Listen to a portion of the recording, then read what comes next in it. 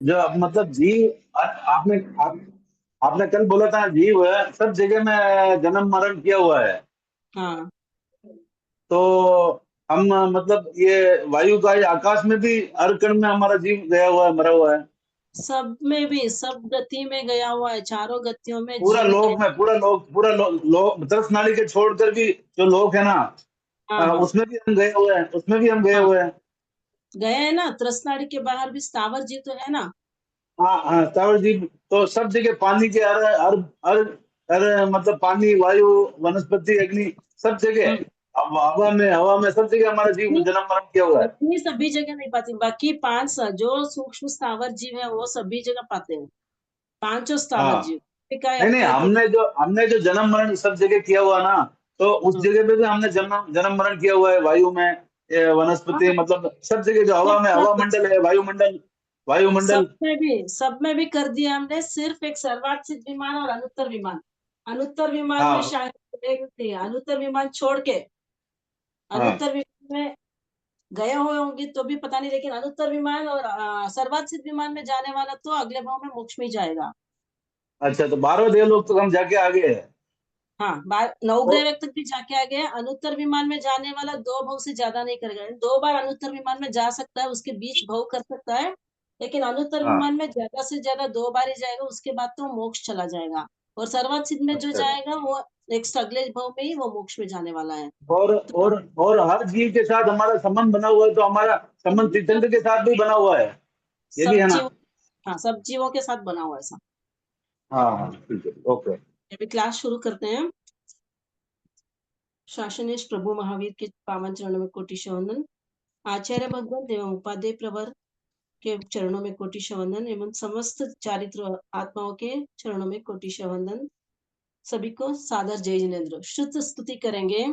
जो जन श्रद्धा भाव से करे श्रुत का ज्ञान, ज्ञानावरणीय कर्म टले, प्राप्त करे सद्ज्ञान।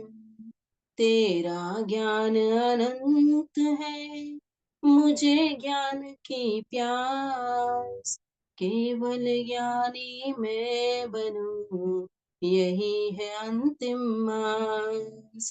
केवल ज्ञानी मैं बनूं, यही है अंतिम मास। सभी को सादर जय जिनेन्द्र सा। गुरु भगवंतों से जितना भी जाना है समझा है उन सबको आपके सामने निवेदन करने का प्रयास कर रही हूँ मैं।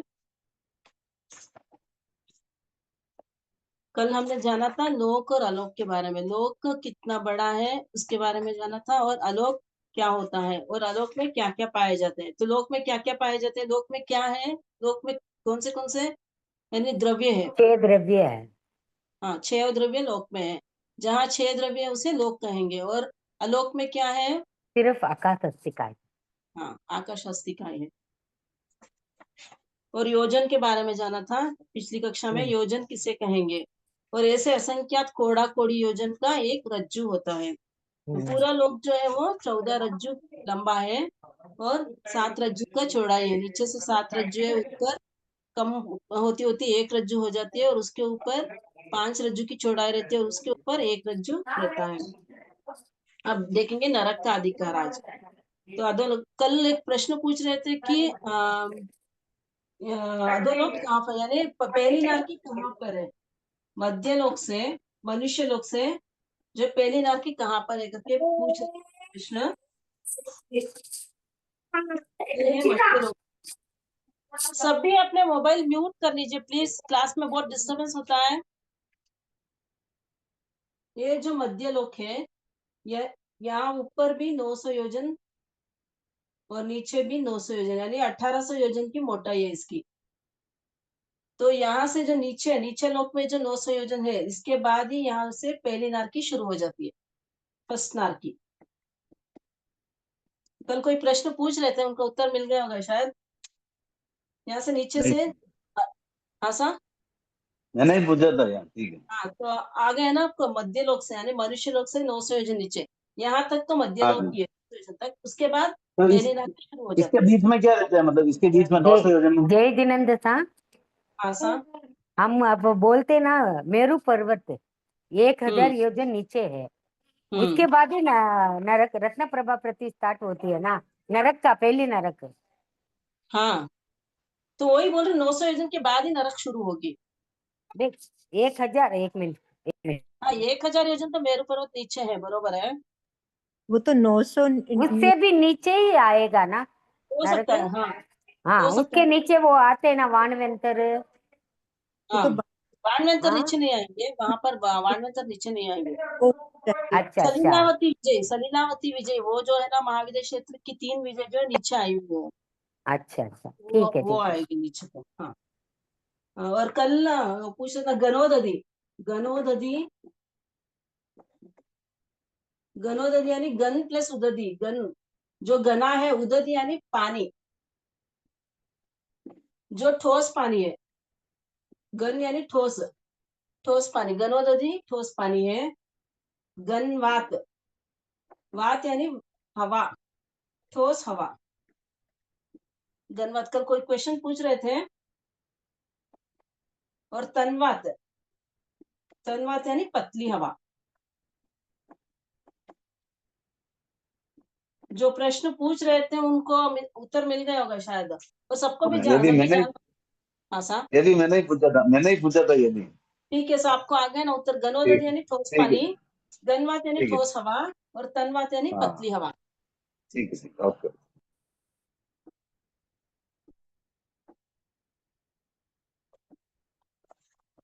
अब अधोलोक में आते हैं। अधोलोक, अधोलोक में ही नरक का अधिकार चलता है। अधोलोक में ही नरक है। जो अधोलोक कितना लंबा चौड़ा और ऊंचा है। अधोलोक नीचे से 7 रज्जु लंबा चौड़ा है। कल अपने हमने देखा था अधोलोक 7 रज्जु, नीचे से ये 7 रज्जु है, ये 7 रज्जु है। इसकी लंबाई जो यहाँ जो है 7 रज्जु का है, यानी ये भी स्क्वायर जैसे ना 3 डायमेंशन में देखेंगे तो ऐसा आएगा। 7 रज्जु पूरे चारों साइड से 7 रज्जु, यहाँ से 7 रज्जु रहेगा, यहाँ से 7 रज्जु, यहाँ से 7 रज्जु, यहाँ से 7 रज्जु, नीचे जैसे। तो ये 7 रज्जु लंबा चौड़ा है। और यहाँ से जो ऊपर गटते गटते एक रज्जु रह जाता है। इधर जो है एक रज्जु रहेगा। ये अधोलोक का वर्णन है। नीचे जो है 7 रज्जु है, और ये लंबा चौड़ा कितना है, 7 रज्जु का रहेगा नीचे। और इसकी लंबाई जो है ये भी 7 रज्जु है, 7 रज्जु से कुछ ज्यादा रहेगा ये। रज्जु का प्रमाण क्या है? कल यही तो करवाया था, रज्जु का प्रमाणिक रहता है। असंख्यात कोड़ा कोड़ी योजन का एक रज्जु होता है। अभी मैंने स्टार्टिंग में भी बोला था, क्लास जब स्टार्ट हुई थी, असंख्यात कोड़ा कोड़ी योजन का एक रज्जु होता है। आप पिछली क्लास की रिकॉर्डिंग देख लेना, जिन्होंने नहीं, उनको नहीं पता हो तो। हाँ ठीक है, ठीक है, आगे चलते हैं फिर। और ये 7 रज्जु ऊंचा है, जिसमें रत्न प्रभा आदि एक के नीचे एक 7 नरक स्थान आए हुए हैं। 7 नारकी के नाम सबको पता होंगे शायद, मैं एक बार बता देती हूँ। 7 नारकी के नाम है गम्मा, वंसा, शीला, अंजना, रिक्टा, मगा और मागवई। और इनके गोत्र रत्न प्रभा, शर्करा प्रभा, बालुका प्रभा, पंख प्रभा, धूम प्रभा, तम प्रभा और तम तम प्रभा। तो इनमें क्या विशेषता है? यानी पहली नारकी जो है रत्न प्रभा नारकी, उनमें विशेषता है रत्नों की बहुलता होगी। नाम में ही आ गया रत्न प्रभा यानी रत्नों की बहुलता। दूसरी नारकी का यानी गोत्र में, दूसरी नारकी का जो गोत्र है वो है शर्करा प्रभा।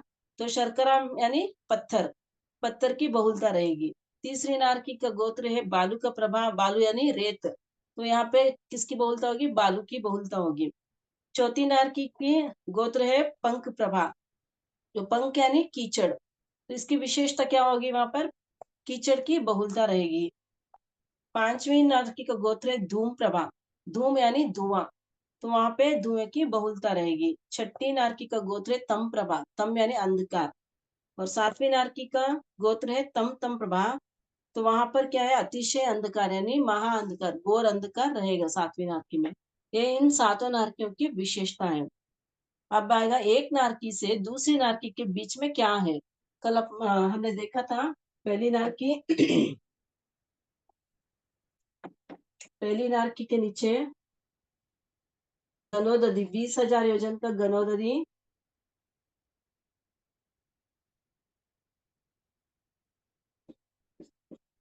पहली नारकी के नीचे क्या है? 20,000 योजन का गणोदधी है, असंख्यात 1000 योजन का गणवात है, 1000 योजन का गणवात, और इसके नीचे आएगा असंख्यात 1000 योजन का तन्वात। फिर इसके नीचे असंख्यात 1000 योजन का आकाश रहेगा यहाँ पे। फिर इसके नीचे आएगी दूसरी पृथ्वी, यानी दूसरी नारकी। ऐसे एक एक पृथ्वी के नीचे भी ऐसे ही गणोदधी, गणवात, तन्वात आए हुए हैं सब्जी जगह सातों नारकी के नीचे। लेकिन सातवीं नारकी के नीचे फर्क आएगा, क्योंकि यहाँ सातवीं नारकी के नीचे एक सातवीं नारकी है तो यहाँ पे गणोदधी, गणवात, तन्वात रहेगा। फिर इसके नीचे जो है अनंत आकाश रहेगा, ये फर्क है यहाँ पे। बाकी के सभी जगह क्या है? असंख्यात 1000 योजन का आकाश आया हुआ है। पहली नारकी से दूसरी नारकी के नीचे आएगा तो असंख्यात 1000 योजन का आकाश रहेगा, लेकिन यहाँ पे जो है अनंत आकाश आएगा, ये फर्क है। 7 नारक स्थान कितने लंबे, चौड़े व मोटे हैं? इनमें कितने पातड़े और अंतरे हैं एवं उनकी मोटाई कितनी कितनी है? यानी एक एक नारकी में भी कितने पातड़े हैं, कितने अंतरे हैं और उनकी मोटाई कितनी है, वो जानेंगे।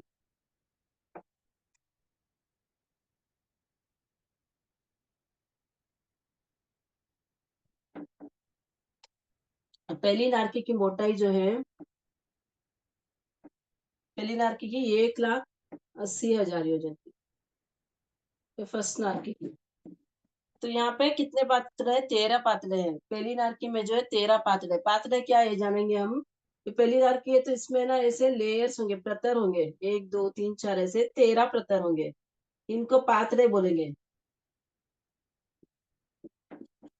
और इन एक पातड़े से दूसरे पातड़े के बीच में जो है वो आंतरा होगा, उसे आंतरे बोलेंगे।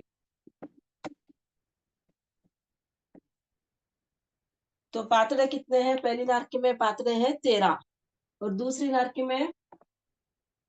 नारकी की मोटाई जो है 1,32,000 योजन की है।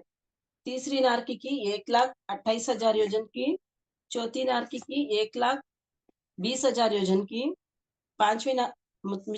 तीसरी नारकी की 1,28,000 योजन की, चौथी नारकी की 1,20,000 योजन की है, पांचवी नारकी की 1,18,000 योजन की, छठी नारकी की मोटाई है 1,16,000 योजन की, और सातवीं नारकी की मोटाई है 1,08,000 योजन की है।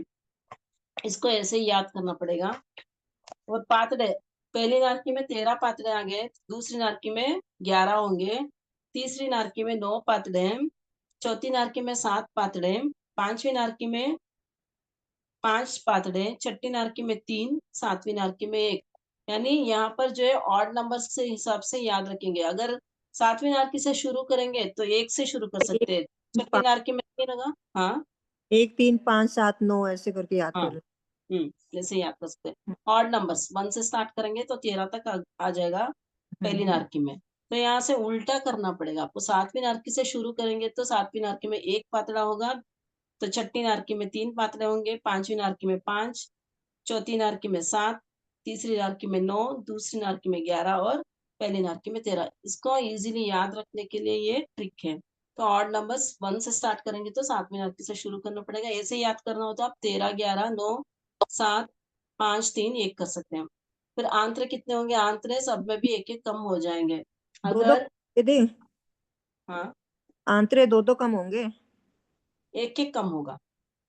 अगर 13 पातड़े हैं, देखो वैसे एक एक कम होगा, वैसे नीचे से वो रिवीजन करेंगे तो 2 मतलब 2 4 6 8 ऐसे आ जाएगा ओड नंबर में। ठीक है, आंतरा एक कम रहेगा, पातड़े से आंतरा एक कम रहेगा। अगर 13 पातड़े हैं तो 12 आंतरे रहेंगे। ठीक है, अगर देखो 1 2 3 4 5 6 7 7 पातड़े तो आंतरे कितने होंगे? 1 2 3 4 5 6 आंतरे होंगे। ठीक है, ठीक है तो एक ठीक है। एक कम करना है सब में भी। हाँ तो अगर 12 पहली नारकी में 13 है तो आंतरे कितने होंगे? पहली नारकी में 12 आंतरे होंगे। समझ में आ रहा है ना आप सबको? हाँ जी। ठीक है, आ रहा तो है, दूसरी आ रहा है। नारकी में हाँ सर, नहीं आ रहा है, हम समझ में आ रहा है।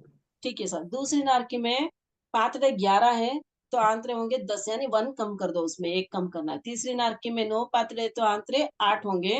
चौथी नारकी में पातड़े 7 है तो आंतरे 6 होंगे। पांचवी नारकी में 5 पातड़े तो आंतरे 4 है। छठी नारकी में पातड़े 3 है तो आंतरे 2 है। और सातवीं नारकी में एक ही पातड़ा है तो वहां पे अंतर है ही नहीं, क्योंकि एक ही पातड़ा है तो उसमें अंतर ही नहीं है, तो इसलिए आंतर नहीं होंगे। कुल पातड़े जो है 49 होंगे, यानी कुल 49 पातड़े होंगे। और आंतरे जो है 42। हाँ, ये पातड़े, कुल पातड़े आंतरे जो है 42 होंगे। इसमें से 7 कम कर दो, 49 में से 7 कम कर दो तो 42 आंतरे होंगे। ये नंबर मेरे इजीली आप याद रख सकते हैं, इसलिए है, बाकी कोई यानी ये 49 याद करने के लिए भी 7 नार किए तो 7 into 7 49। तो कुल कोई पूछ ले पातड़े कितने, तो कभी भी आप भूलेंगे नहीं। तो 7 नार किए तो पातड़े कितने होंगे, 7 स्क्वायर कर लो तो कितने होंगे 49। और आंतरे कितने होंगे, उसमें से 7 कम कर लो, 49 से 7 कम कर लो तो 42। तो ये आपको याद रहेगा, कभी भी इसको याद नहीं करना पड़ेगा। ठीक है, आगे। इनकी प्रत्येक नरक की मोटाई में 1000 योजन ऊपर एवं 1000 योजन नीचे छोड़ने के बाद बीच के क्षेत्र में पातड़े आंतरे रहे हुए हैं। जैसे पहली नर की 1,80,000 योजन की मोटी है, उसमें से 1000 योजन ऊपर एवं 1000 योजन नीचे छोड़ने से 1,78,000 योजन क्षेत्र में 13 पातड़े और 12 आंतरे रहे हुए हैं। यानी इसकी मोटाई अगर इतनी है, ये पूरा 1,80,000 योजन का है, 1,80,000 योजन का है, तो यहाँ पर 1000 योजन छोड़ना और नीचे से भी 1000 योजन छोड़ना, उसके बाद जो है पातड़ा अंतरे शुरू होंगे, यानी 1,78,000 योजन। ये पहली नारकी का है। बाकी की नारकियों में भी ऐसे इस तरह ही समझ लेना चाहिए। सातों नारकों में कितने कितने नरकावास है, वे कुल कितने लंबे चौड़े हैं। तो पहली नारकी में नरकावास है 30 लाख नरकावास है। दूसरी नारकी में 25 लाख नरकावास है। तीसरी नारकी में 15 लाख नरकावास है। चौथी नारकी में 10 10 लाख नरकावास है। पांचवी नारकी में 3 लाख नरकावास है। छठी नारकी में 99,995 और सातवीं नारकी में सिर्फ 5 नरकावास है। ये कुल नरकावास जो है 84 लाख नरकावास है।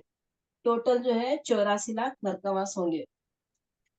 फिर जय ये जिनेंद्र। कितने बड़ा, हाँ सर, क्या नरकवास क्या होता है? जहां पर नारकी जीव रहते हैं उनको नरकावास कहेंगे। अच्छा अच्छा। हम्म। नरकों का रहने का, नारकी का रहने का स्थान। फिर ये जगन्य कितना लंबा छोड़ा है, यानी जम्बू द्वीप प्रमाण हो गया, यानी सबसे छोटा जो नरकावास होगा वो जम्बू द्वीप प्रमाण होगा, यानी जगन्य, जगन्य जो नरकावास है वो कितना बड़ा होगा, जम्बू द्वीप का जितना। मध्यम जो होगा 2.5 द्वीप वो परमाणु। 2.5 द्वीप जितना। 2.5 द्वीप जितना। हम्म।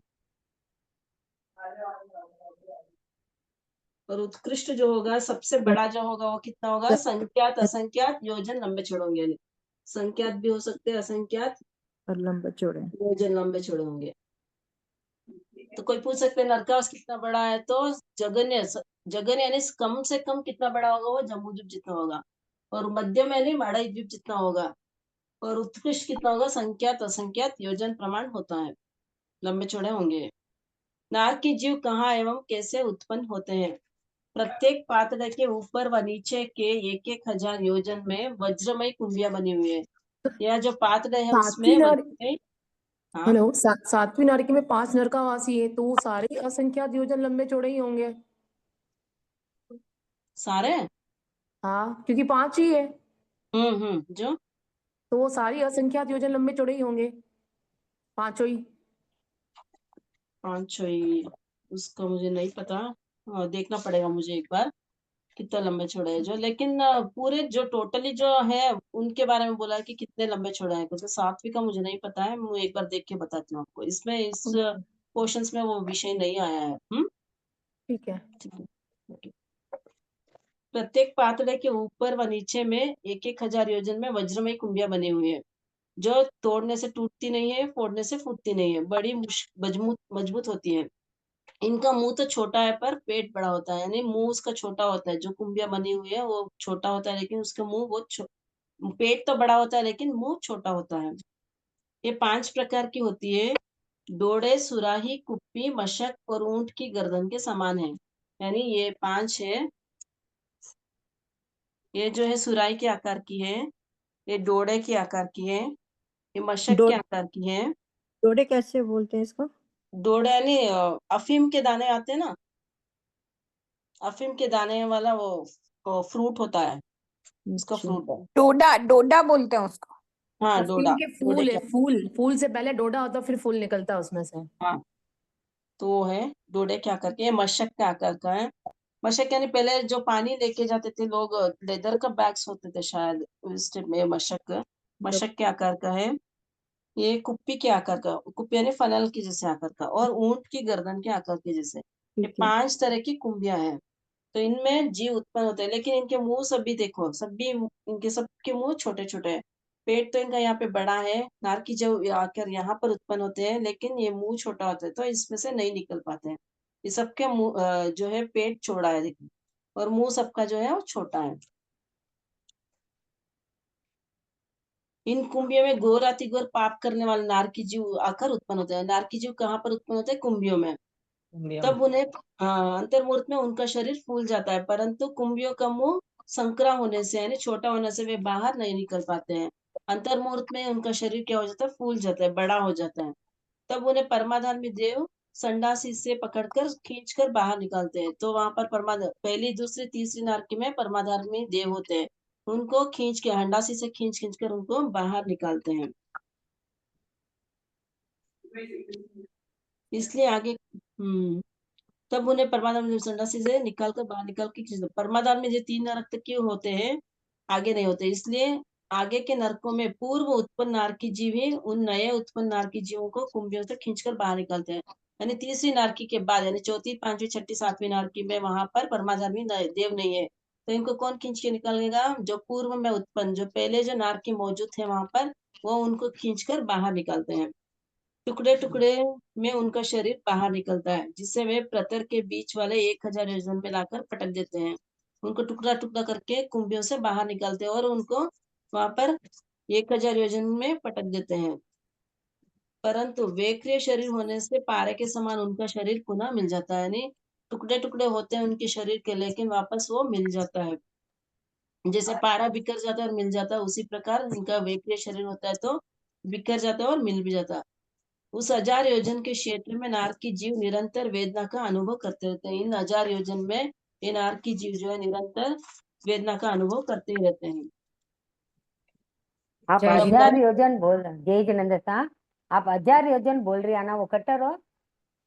3000 योजन का पात्रा है ना, एक एक पात्रा जो है वो 3-3 हजार योजन का। 3-3 हजार का? हाँ हाँ हाँ। स्टार्टिंग में हाँ, साई है। ये ना अच्छा। प्रत्येक प्रस्तर 3000 का है, तो 1000 ऊपर छोड़ना, 1000 नीचे छोड़ना, और बीच के 1000 में नारकी के जीव रहते हैं।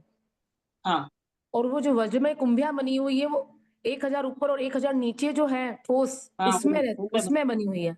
हाँ तो वो क्या ऊपर छत के जैसे है कि दीवार पे बनी हुई है, और नीचे जमीन पे बनी हुई है क्या कुंभिया? ऐसे ही, हाँ दीवार जैसे होंगे, ऊपर छत के जैसे होगी और नीचे भी ऐसे ही होगा शायद। नीचे जमीन पे, तो फिर तो वो नारकी के जीव चलते भी तो उसी के ऊपर होंगे, बीच में कैसे रहते हैं वो, और कुंभिया नीचे कैसे है? वो मुझे इतना नहीं पता है इसके बारे में, लेकिन ये जो वर्णन है उसको हम समझ सकते हैं। ठीक है। हम्म, मैं आपको पूछ के बताने का प्रयास करूंगी, और इसके बारे में डिटेल जान के फिर बताऊंगी आपको। लेकिन 1000 योजन और 1000 योजन में कुंभिया है ऊपर और नीचे, और बीच में जो है खाली जगह है, वहां पे वो है पातले में। नरक व आलोक के बीच में 3 प्रकार के वलय हैं। नरक और आलोक के बीच में क्या है? तो 3 प्रकार के वलय है। जैसे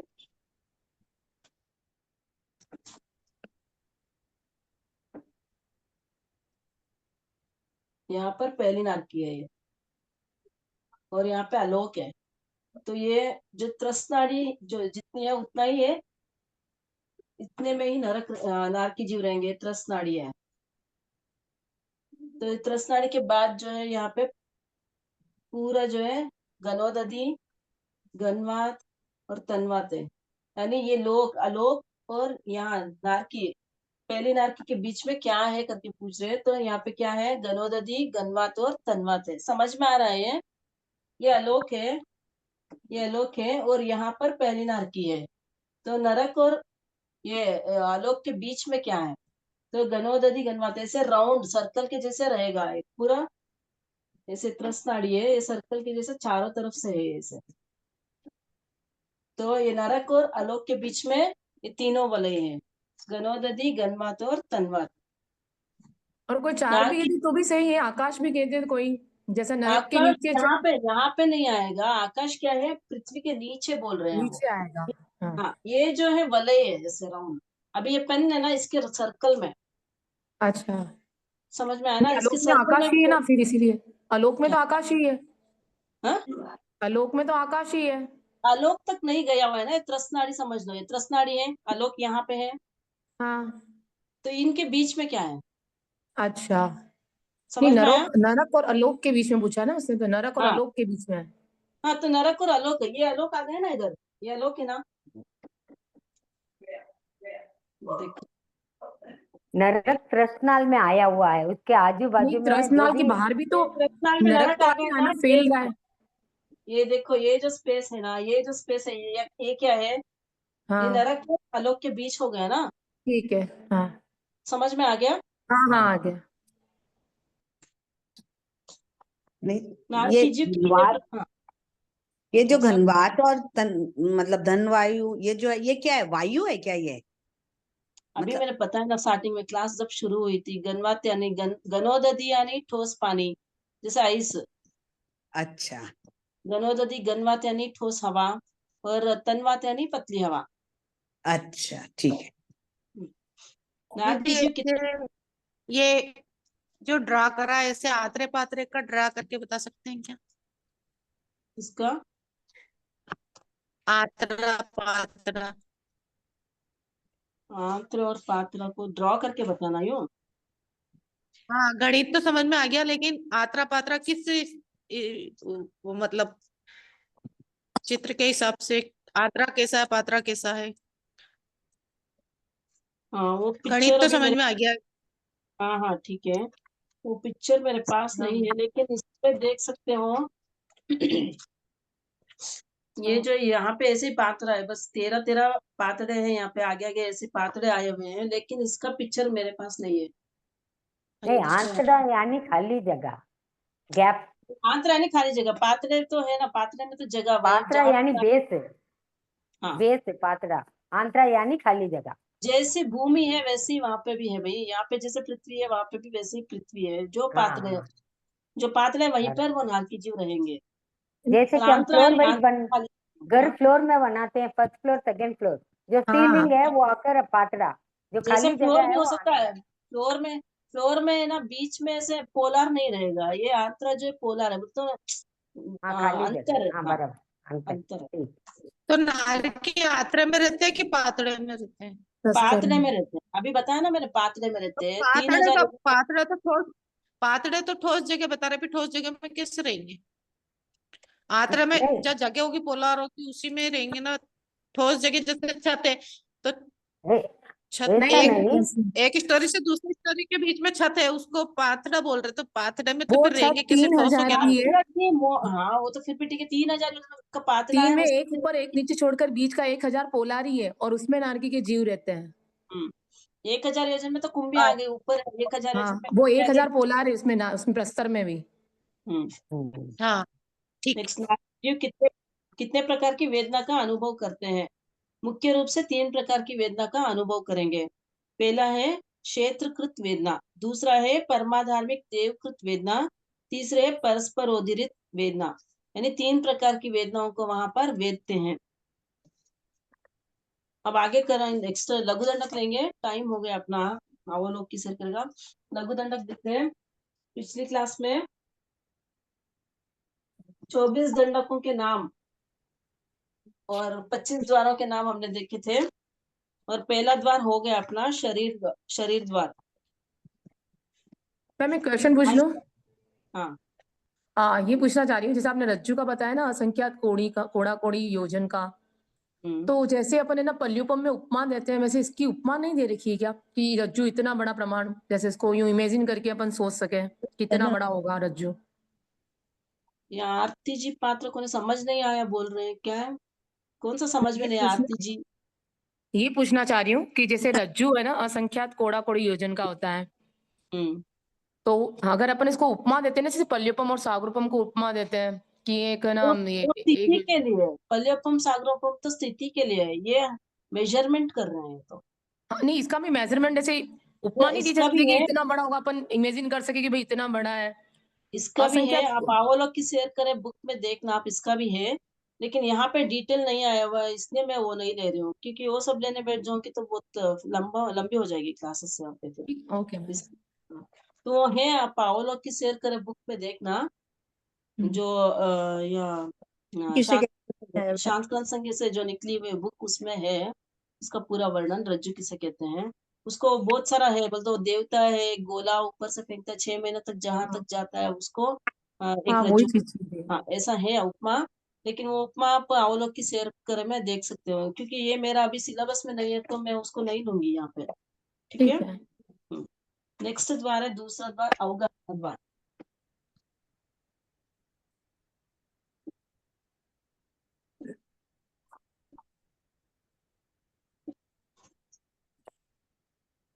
नारकी और देवता में जीव का शरीर जितने आकाश प्रदेशों को अवगा है उसको अवगाना कहते हैं, यानी जितने आकाश प्रदेशों को रोक के रखता है उसे अवगाना कहते हैं। अवगाना यानी हाइट। वह जगन्य अंगुल के असंख्यात विभाग उत्कृष्ट 1000 योजन जाजेरी है। हाइट कितनी होगी? जगन्य अंगुल के असंख्यात विभाग और उत्कृष्ट 1000 योजन जाजेरी। यद्यपि तेज कल किया था हमने, नारकियों की अवगाना हो गई थी, और उत्तर वक्र की करे तो जगन्य अंगुल के असंख्यात्मक भाग ही लेना है। कल मैंने वो गलत बोल दिया था, संख्यात्मक भाग लेना करके बोला था, लेकिन यहाँ समुच्चय जीवों की अपेक्षा है तो जगन्य अंगुल के असंख्यात्मक भाग ही लेना है, और उत्कृष्ट जो है 1,00,000 योजन जाजेरी लेना है। उत्तर वक्र करे तो, यानी सेकंड लाइन 45 पेज नंबर 45 में सेकंड लाइन में आया हुआ है, उत्तर वक्र करे तो जगन्य अंगुल का असंख्यात्मक भाग और उत्कृष्ट जो है 1,00,000 योजन जाजेरी रहेगा। ये जो है वायुका की अपेक्षा से असंख्यात्मक भाग रहेगा। नारकी की अवगाहना कल देख ली थी हमने, आज देवलोक का करवाएंगे, भवनपति से दूसरे देवलोक तक। भवनपति से सर ये झाजेरिया ने क्या हुआ? उससे ज्यादा, यानी 1,00,000 योजन से ज्यादा उसको जाजेरी। भवनपति से लेकर दूसरे देवलोक तक 7 हाथ की अवगाहना हो गया, क्योंकि सबके जो है जगन्य तो अंगुल का असंख्यात्मक भागी रहेगी, उत्कृष्ट जो अवगाहना होगी इनकी 7 हाथ की होगी। और भवनपति से दूसरे देवलोक में यानी वाणवंतर भी आ गए, ज्योतिषी भी आ गए इसमें, और ये परमाधार्मी देव भी आ गए इसमें। अब तीसरे चौथे देवलोक के अवगाहना है 6 हाथ की। पांचवें छठे देवलोक की है 5 हाथ की। सातवें आठवें देवलोक की है 4 हाथ की। 9वें 10वें देवलोक की है 3 हाथ की। नवग्रह 2 हाथ की, नवग्रह में 2 हाथ की, 1 हाथ की, 5वें अनुत्तर 5 अनुत्तर विमान में 1 हाथ की। भवनपति से लेकर दूसरे देवलोक तक 7 हाथ की है अवगाहना, सबकी तो जगन्य अंगुल के असंख्यात में भागी रहेगी। भवनपति से लेकर दूसरे देवलोक यानी 64 प्रकार के देवता, अगर गति की हुए तो आपको आता होगा 64 प्रकार के देवता है, उनकी जो अवगाहना होगी 7 हाथ की। भवनपति, वाणवंतर, ज्योतिषी और पहला दूसरा देवलोक, ये 64 प्रकार के देवता है। और तीसरे और चौथे देवलोक पे 6 हाथ की अवगाहना होगी। 5 और छठे देवलोक में 5 हाथ की अवगाहना होगी। 7वें 8वें देवलोक में 4 हाथ की अवगाहना रहेगी। 9वें 10वें देवलोक में 3 हाथ की, नवग्रह में 2 हाथ की, और 5 अनुत्तर विमान में 1 हाथ की। ये अगर देवता 11 और 12वां देवलोक का 9वें से 12वें तक की 3 हाथ हाँ वाले हो गए, इसमें 9, 10, 11, 12 तीनों आ गए ना। हाँ तीनों की आ गई। 9 से 12 हो से गया। 12वें देवलोक में 3 हाथ की। ये जिनेंद्र, ये पहला दूसरा देवलोक नहीं करता क्या? पहला दूसरा देवलोक यहाँ पे आ गया ना, भवनपति से लेकर दूसरे देवलोक तक। अच्छा हाँ हाँ समझ। पहले दूसरे और देवलोक। इसमें किल्विश फिर ये किल्विशी पहला जो है हाँ, पहला किल्बिशी जहाँ पर रहता है, पहला दूसरे देवलोक के पास पहला किल्बिशी है, तीसरे चौथे देवलोक के पास पहला किल्बिशी है, ऐसे पांचवें छठे देवलोक के नीचे दूसरा किल्बिशी है। तो वहां की जितनी उगाना होगी उनकी भी उतनी होगी। वो आगे अच्छा देखेंगे, आगे आएगा वो किल्बिशी कहाँ है, किस देवलोक के नीचे आया हुआ है, वहां की जो उगाना होगी उनकी भी वही होगी किल्बिशी। अच्छा हाँ उत्तर वैक्रिय करे तो जगन्य अंगुल के संख्यात्मक भाग, यानी अगर ये देवता उत्तर वैक्रिय करते हैं, उनका शरीर क्या है, वैक्रिय शरीर है, तो वो करे वापस वैक्रिय करते हैं तो उसे क्या बोलेंगे, उत्तर वैक्रिय।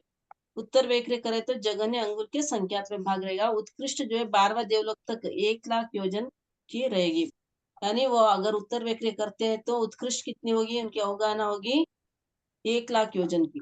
और नवग्रह और 5 अनुत्तर विमान के देवों में वैक्रिय की शक्ति तो है, परंतु वे वैक्रिय करते नहीं है, यानी नवग्रह से ऊपर जो वैक्रिय शक्ति है उनके पास, लेकिन वो करते नहीं है। आगे आएगा तिर्यंश में, पृथ्वी काय से वायु काय तक, वनस्पति काय को छोड़ दिया है, पृथ्वी काय, अपकाय, देवकाय और वायु काय, ये 4 स्थावर में जो है जगन्य अंगुल के असंख्यात भाग है, उत्कृष्ट भी अंगुल के असंख्यात भाग की अवगाहना रहेगी। यानी पृथ्वी का 4 स्थावर। जय जिनेंद्र, ये अंगुल के असंख्यात भाग को मतलब क्या समझा नहीं मैं थोड़ा। अंगुल के असंख्यात भाग, हाँ, क्या होता है? ये जो अंगुल है, हाँ, अंगुली अपनी। हाँ, इसको हाँ असंख्यात रहेंगे, हाँ तो उसमें जो एक भाग रहेगा वो असंख्यात भाग है। हाँ हाँ तो अंगुल का असंख्यात भाग, जगन्य अवगाहना सबकी पृथ्वी का, अपकाय, देवकाय और वायु काय की कितनी होगी, जगन्य अंगुल के असंख्यात भाग की होगी।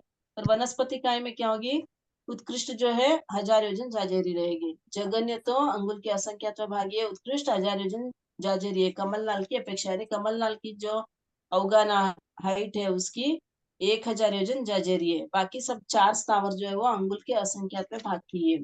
और वायु काय की, वायु का एक ही भी सेम है, उत्तर वैक्रिय अगर करे, वायु का अगर वैक्रिय शरीर बनाता है तो भी जगन्य अंगुल के असंख्यात पे भागी रहेगी, जगन्य और उत्कृष्ट दोनों। अब बेंद्र तेंद्र चौरेंद्र में, बेंद्र में, बेंद्र तेंद्र चौरेंद्र में जो है जगन्य अवगाहना अंगुल के असंख्यात पे भागी रहेगी। बेंद्र में उत्कृष्ट अवगाहना जो होगी 12 योजन की होगी। तेंद्र में 3 गौ, गौ यानी कोस।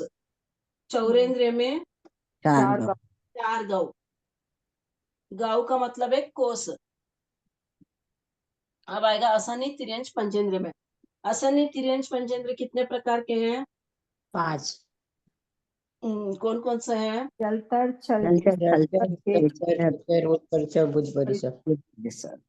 अब जलचर, जलचर, स्थलचर, खेचर, उर परिसर और भुज परिसर, ये 5 तिर्यंश पंचेंद्र के 5 भेद है।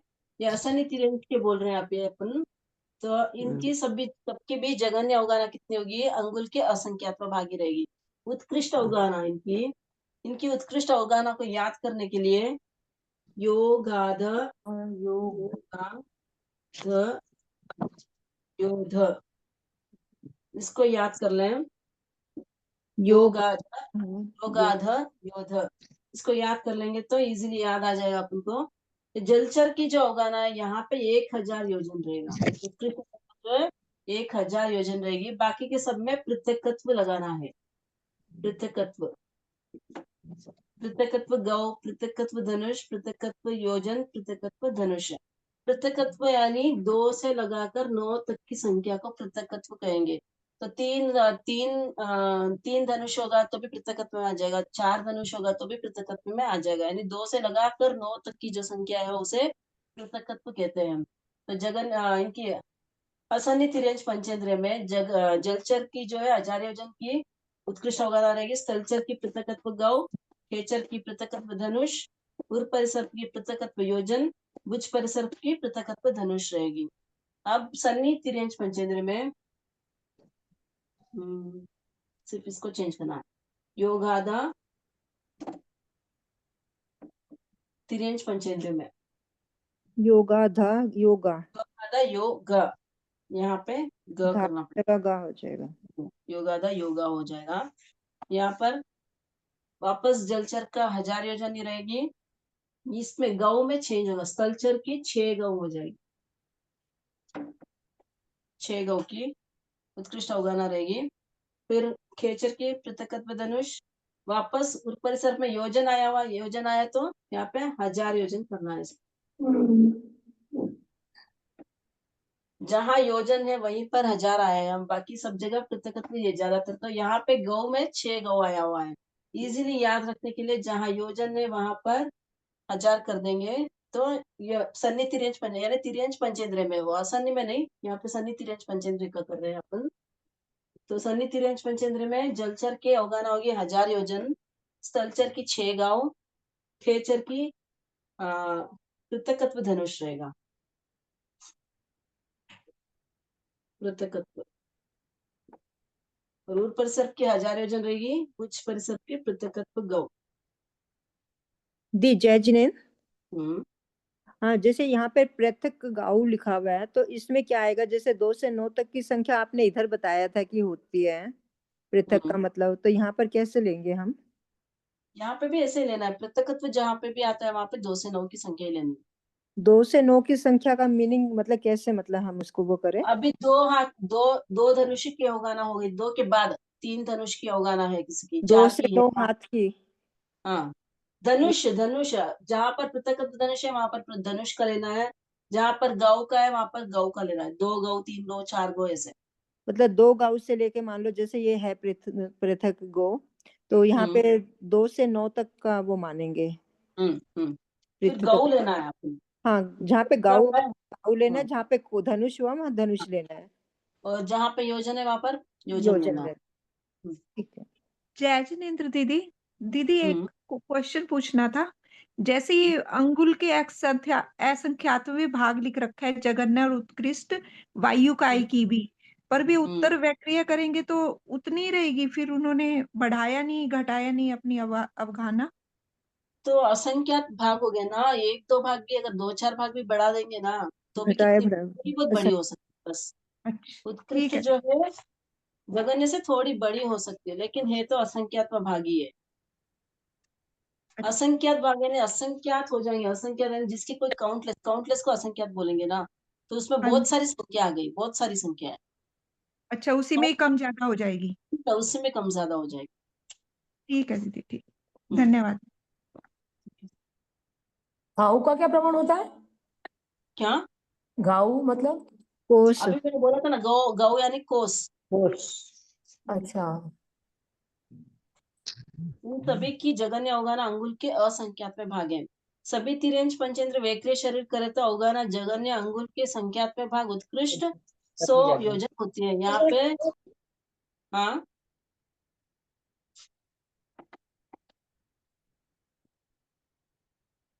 सन्नी तिरंज पंचेंद्र अगर वैक्रिय शरीर कर रहा है तो उसकी अवगाहना कितनी होगी? वैक्रिय शरीर की जो है अवगाहना होगी, जगन्य जो है अंगुल का संख्यात्वा भाग लेना है। यहाँ पे वैक्रिय शरीर करा तो संख्यात्वा भाग, अंगुल का संख्यात्वा भाग, और उत्कृष्ट जो है पृथक ये 100 योजन। 100 योजन की रहेगी। मतलब पृथक 100 योजन मतलब 2 से 9। हाँ, पृथकत्व 100 योजन, प्रत्येक 100 योजन यानी 200 से 200 योजन तक उनकी अवगाहना हो सकती है। तो इसको ही आपको याद रखना पड़ेगा। तो तिरंज, सन्नी तिरंज पंचेंद्र अगर वैक्रिय कर रहा है तो उसकी अवगाहना जगन्य अंगुल के संख्यात में भाग रहेगी और पृथकत्व 100 योजन होती है।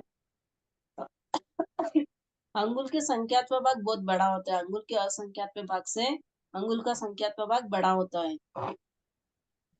अब आएंगे मनुष्य में। असन्य मनुष्य की जगन्य और उत्कृष्ट अंगुल के असंख्यात्मक भागी होती है। तो असन्य मनुष्य की कितनी होगी? जगन्य भी अंगुल के असंख्यात्मक भाग रहेगी और उत्कृष्ट भी अंगुल के असंख्यात्मक भाग रहेगी। कर्मभूमि मनुष्य की जगन्य अंगुल के असंख्यात्मक भाग उत्कृष्ट 3 गौ की रहेगी, यानी कर्मभूमि समुच्चय कर्मभूमि मनुष्य की लेंगे तो 3 जगन्य गाँव। कितने होगी? अंगुल के असंख्यात्मक भाग और उत्कृष्ट 3 गौ की होती है। अब भरत एरावत क्षेत्र में देखेंगे, अवसर पिणी और उत्सर पिणी काल के हिसाब से इनकी अवगाहना अलग अलग होगी भरत एरावत क्षेत्र में।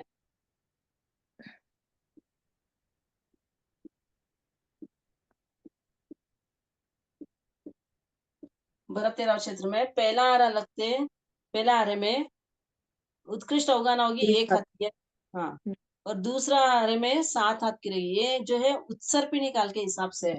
उत्सर्पिणी काल में क्या होगा, सभी चीजें बढ़ती जाएगी, यानी अवगाहना भी यहाँ पर बढ़ती जाएगी उत्सर्पिणी काल में। पहले आरे में, यानी यहाँ पे जो छठा आरा होगा वहां पे वो पहला आरा होगा उत्सर्पिणी काल में, तो वहां पर कितनी होगी, एक हाथ की अवगाहना होगी। दूसरे आरे में 7 हाथ की, अभी कितनी है अपनी, 7 हाथ की। पांचवा आरे में 7 हाथ की है, तो वहां पे जो दूसरा आरा होगा वो पांचवे आरे जैसा होगा। तीसरे आरे में 500 धनुषी की। अभी जो चौथा आरा था अपना, जो उत्सर्पिणी काल का चौथा आरा था, उस टाइप में ये तीसरा आरा रहेगा, उसके जैसा रहेगा। चौथे आरे के 3 भाग करेंगे यहाँ पे। चौथा आरा जो है उसके 3 विभाग कर देंगे। ये पूरा चौथा आरा है। ये चौथा आरा जो है, 1 कोटा कोटि सागरोपम में 42,000 वर्ष कम है। 1 कोटा कोटि सागरोपम में, इसमें माइनस 42,000 वर्ष है। तो इतने काल का जो है वो चौथा आरा है। इस चौथे आरे के 3 भाग कर देंगे, 1, 2 और 3। ये 3 विभाग हो गए। तो पहले भाग में जो है 500 धनुष की अवगाहना रहेगी, और बाकी के दूसरे और तीसरे भाग में जो है 1 गौ की अवगाहना हो जाएगी। तो समझ में आया। चौथे आरे को 3 भाग में डिवाइड करेंगे, तो पहला भाग जो होगा उसमें होगा 500 धनुष की अवगाहना होगी, और दूसरे और तीसरे भाग में 1 गौ की अवगाहना रहेगी। पांचवे आरे में 2 गौ की अवगाहना रहेगी, और छठे आरे में 3 गौ की अवगाहना रहेगी। अब आते हैं अवसर्पिणी काल में। दी अवसर्पिणी काल में ठीक दी इसका, जज ने हाँ हाँ दी, जैसे इसमें तो 7 आरे दे दिए ना, तो 6 आरे होते हैं। जैसे पहला आरा 1 हाथ का, दूसरा आरा 7 हाथ का, नहीं तीसरा। नहीं नहीं, वही तो मैं समझा रही। देखो चौथा आरे को 2 विभाग में किया हुआ है, प्रथम विभाग और द्वितीय और तृतीय विभाग। देखो आप चौथे आरे में, हाँ वही तो मैंने यहाँ पे समझाया आपको। चौथे आरे का पहला विभाग में 500 धनुष की अवगाहना होगी, फिर दूसरा और तीसरा भाग में 1 गौ की अवगाहना होगी। यहाँ पे डिवाइड कर दिया, चौथे आरे को 2 विभाग में दिया हुआ है। तो ये ऐसे नहीं आएगा जैसे उत्सर्पणी काल अवसर्पणी काल में होता है। ये उत्सर्पिणी काल का ही मैं बता रही हूँ आपको, आप नहीं ध्यान नहीं, से सुने। हाँ, जैसे ये फिर उल्टा वो नहीं चलता क्या, ये कैसे उल्टा मतलब? चलेगा ना, अभी मैं वो बताऊंगी ना। उत्सर्पिणी काल का बता रही है, उत्सर्पिणी काल का हो गया है। अब अवसर्पिणी काल का करेंगे।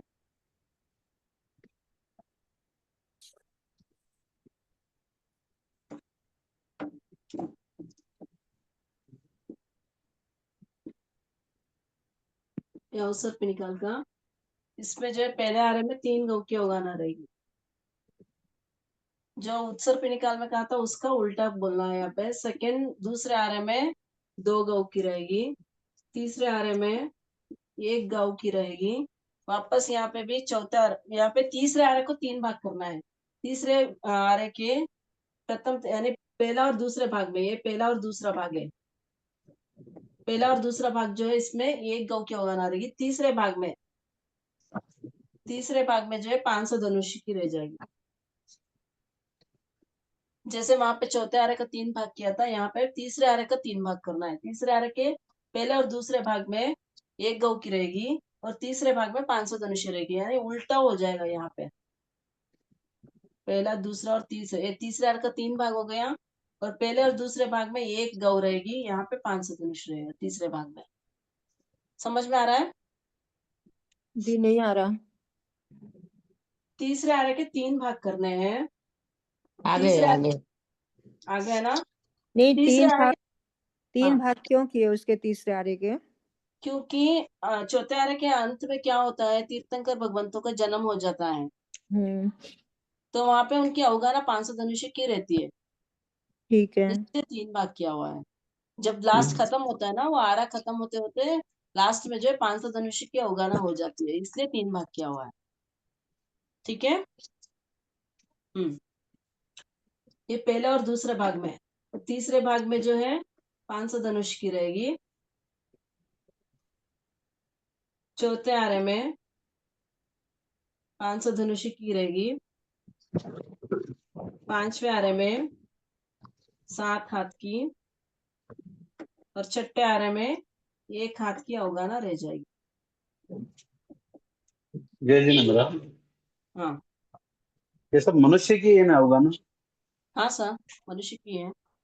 तो ये जलचर खेचर खेचर वो सब एरावत भरत नरक में सब एक ही है मतलब? तिर्यंच इसमें है वो सब, उसकी तिर्यंच है। नहीं नहीं, वो मनुष्य है? नहीं, वो तिर्यंच है। तिर्यंच यानी एनिमल्स। तो तिरंज की अवगाना एरावत और भरत में सब एक ही होती है मतलब, या वहाँ नहीं होते तिरंज एरावत में? अलग होती है। होती है वहां पे भी। तो उनकी अवगाना भरत क्षेत्र में और एरावत क्षेत्र में और सब जगह एक ही होती है मतलब, नरक में वगैरह सब में? तो यहाँ पे जो अवगाना दी हुई है ना, तिरंज पंचेंद्र की जो अवगाना दी हुई है ना, उनमें उत्कृष्ट तो अवगाना पूरा दे दी। लोक में एक ही होती है? पूरा लोक में एक ही होती है मतलब? क्या? अलग अलग भरत एरावत का अलग नहीं रहता इसमें, एरावत का? नहीं नहीं, होते हैं वहां पे भी, अलग अलग ही होंगे, लेकिन भरत एरावत क्षेत्र की अपेक्षा अलग अलग नहीं दिए हुए हैं। यहाँ पे एक ही कर हाँ दिया है। हाँ। इसका तो एक साथ में ही दे अच्छा दिया अच्छा, जाए, कितना होगा जो। ठीक है। यहाँ पे क्या है, ओके क्षेत्र ओके। की अपेक्षा मनुष्य को अलग अलग किया हुआ है। तो महाविद्य क्षेत्र में आप हाँ आएंगे, महाविद्य क्षेत्र में 500 धनुष्य की अवगाना रहेगी, उत्कृष्ट अवगाना जो है वहां से अभी भी सिद्ध हो सकते हैं। जो 500 धनुष्य की अवगाना रहेगी वो अभी भी सिद्ध हो सकते हैं, उससे कम भी अवगाना होगी तो भी सिद्ध हो गया है, लेकिन महाविद्य क्षेत्र से वहां से सिद्ध होते हैं। तो वहाँ क्षेत्र का फर्क पड़ता है, तो एनिमल्स हो सकता है, तिरंज में भी फर्क हो सकता है, लेकिन यहाँ पे उत्कृष्ट अवगाना दे दिए तो उसमें पूरा आ गया, उससे ज्यादा अवगाना नहीं होगी। ठीक है, ठीक है, ओके। जैसे जलचर का 1000 योजन दे दिया ना, उससे ज्यादा अवगाना हो ही नहीं सकती फिर मनुष्य के। यहाँ पे क्या है, युगलिक मनुष्य में जो है जगन्य अवगाना बहुत ज्यादा कम नहीं रहेगी। जगन्य अवगाना जब उत्पत्ति होती है उस समय की अपेक्षा अंगुल की असंख्यात में भाग रहेगी, लेकिन जब वो पैदा हो जाते हैं, बड़े हो जाते हैं, तो उनकी अवगाना ज्यादा फर्क नहीं रहेगा, या तिरंज में फर्क हो सकता है। जैसे अभी युगलिक मनुष्य 3 गौ की अवगाना है, तो वहां पर ज्यादा फर्क नहीं रहेगा, थोड़ा बहुत फर्क रहेगा, लेकिन ज्यादा फर्क नहीं रहेगा। 3 गौ के थोड़ा बहुत फर्क रहेगा बस, तो इसलिए अलग अलग दिया हुआ है। लेकिन यहाँ पे वो तिरंज में तो क्या है, अंगुल के असंख्यात भाग से लगाकर 1000 योजन तक कुछ भी हो सकता है अवगाना। यहाँ पे युगलिक मनुष्य है तो वहां पे भी युगलिक हो सकते हैं, लेकिन 1000 योजन जाजरी से ऊपर नहीं होगी उनकी अवगाना।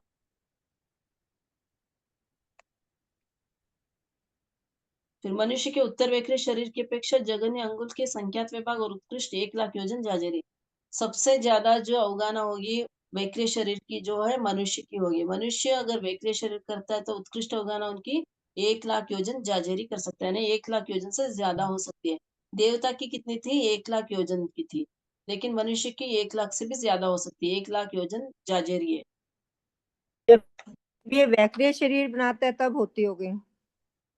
किनकी? हाँ, वेक्रिय शरीर की अपेक्षा ही बोल रही हूँ मैं। मनुष्य अगर उत्तर वेक्रिय शरीर बनाता है तो वहां पे अंगुल के संख्यात विभाग होगी, जगन्य जो है अंगुल के संख्यात विभाग और उत्कृष्ट जो है 1,00,000 योजन जाजरी होगी। और युगलिक मनुष्य की अवगाना जो है हेमवत हिरण्यवत मनुष्य की अपेक्षा से 1 गौ रहेगी, उत्कृष्ट अवगाना। जगन्य सबकी भी अंगुल के असंख्यात विभाग है। हरिवास रम्यकवास मनुष्य की अवगाना जो है 2 गौ की रहेगी, उत्कृष्ट। देवकुरु उत्तर कुरु की मनुष्य की जो है 3 गौ रहेगी। 56 अंतर्द्वीपी मनुष्य की जो है 800 धनुष्य की अवगाना रहेगी। फिर सिद्ध भगवान की अवगाना, यहाँ पे सिद्ध भगवान का तो शरीर तो नहीं है, लेकिन आत्म प्रदेशों की अवगाना रहेगी। तो जगन्य जो है 1 हाथ 8 अंगुल रहेगी, उत्कृष्ट जो है 333 धनुष 32 अंगुल की अवगाना रहेगी। तो तीर्थंकर सिद्ध की अपेक्षा जगन्य अवगाना 4 हाथ 16 अंगुल होती है, यानी तीर्थंकर सिद्ध जो भी तीर्थंकर भगवान सिद्ध हुए हैं उनकी अपेक्षा से 4 हाथ 16 अंगुल होती है, यानी मध्यम, ये मध्यम अवगाना भी बोलते हैं इसको, क्योंकि तीर्थंकर जगन्य 7 हाथ के अवगाना वाले हुई होते हैं। आत्म प्रदेश को संकुचित करने पर तीर्थंकर की अवगाना 4 हाथ 16 अंगुल रह जाती है। जो भी तीर्थंकर 7 हाथ वाले, यानी भगवान महावीर स्वामी की अवगाना जो है यहाँ पे 7 हाथ की थी, उनका 2/3 आत्मा प्रदेश वहां पे रहे, 2/3 के अवगाना, यानी उनका आत्मा प्रदेश 2/3 जितना रहेगा, तो वो है 4 हाथ 16 अंगुल रह जाती है। तो ये अपने अवगाना द्वार कंप्लीट हो गया है। मुझे क्लास यही एंड करेंगे, नेक्स्ट क्लास है दूसरे की भी, तो और कुछ डाउट्स हो तो नेक्स्ट क्लास में लेंगे। तो कहने में कोई जिनवाणी के विरुद्ध कुछ भी कहा हो तो मिच्छामि दुक्कड़म। मिच्छा में दोहराम करते हैं आपसे। मिच्छामि दुक्कड़म। तो सबको धन्यवाद। धन्यवाद, बहुत बहुत आभार आपका।